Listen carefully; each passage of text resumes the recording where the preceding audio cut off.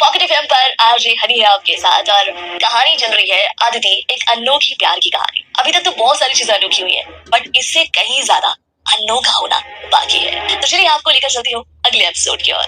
आखिर अदिति कौन थी और उसे किस तरह की घटनाएं महसूस होने लगी थी। ललित का फोन छूते ही उसे ललित के साथ होने वाली अनहोनी का पता चलता है और वो परेशान हो जाती है।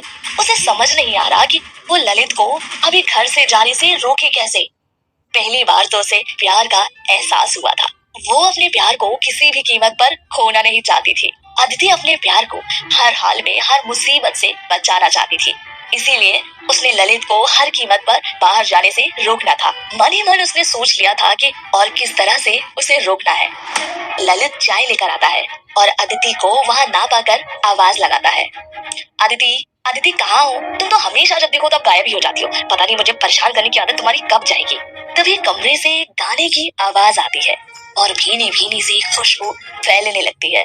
उस खुशबू से सब तरफ महकने लगता है और एक मदहोशी सी महसूस होने लगती है और वो खुद मदहोश सा उसी कमरे की तरफ बढ़ने लगता है।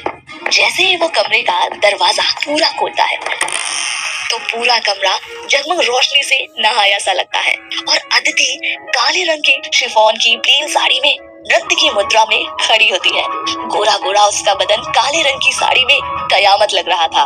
उस पर से उसकी बल खाती लचकाती हुई पतली कमर उसकी सौंदर्यता को बढ़ा रही थी। उसके काले लंबे घने बाल हवा में लहरा रहे थे। ललित का मन उसे देख बस उसके ही ख्यालों में खोया हुआ था। फोन की घंटी बजते ही ललित का ध्यान भंग होता है और वो फोन को उठाता है। तभी अदिति उसके हाथ से फोन ले लेती है और उसे ना का इशारा करते हुए साइलेंट कर अलग रख देती है और उसका हाथ पकड़कर बीचों बीच ले जाती है और उसके गले में बाहों का हाथ डालकर उसके साथ नृत्य करती है। कमरे के चारों ओर हल्का हल्का धुआं सा फैलने लगा। पूरा कमरा इत्र की खुशबू से महक रहा था। ललित और अदिति प्यार तो करते ही थे और एक ऐसे मनमोहक माहौल में खुद को काबू कर पाना मुश्किल था। मदहोशी सी छाने लगी थी। अदिति और ललित दोनों ही प्यार के अथाह सागर में डुबकियां लगा रहे थे। ऐसा माहौल और दोनों का इतना करीब होना दोनों को बहका रहा था। ललित ने अदिति को एक दो बार ये कहकर कि अभी ये गलत है उसे दूर करने की कोशिश की, लेकिन आखिर वो भी इंसान ही था। कब तक खुद पर काबू रख पाता, जबकि दूसरा रुकने को तैयार ही नहीं था। अब ललित भी पूरी तरह से बहकने लगा था। उसका खुद पर से नियंत्रण खोने लगा था। उसने अदिति को जोर से अपनी बाहों में भर लिया और बिस्तर पर लिटा दिया। दोनों के बीच में हवा में आने जाने की जगह शेष नहीं थी। तभी कुछ जानवरों की रोने की सी आवाजें हुई जो शायद सिर्फ अदिति को ही सुनाई दी। मैं तो यही थी, तुम ही पता नहीं कहाँ खो गए थे। चलो जल्दी वरना चाय ठंडी हो जाएगी। कहते हुए वो उसे हाथ पकड़कर वहां से ले गई।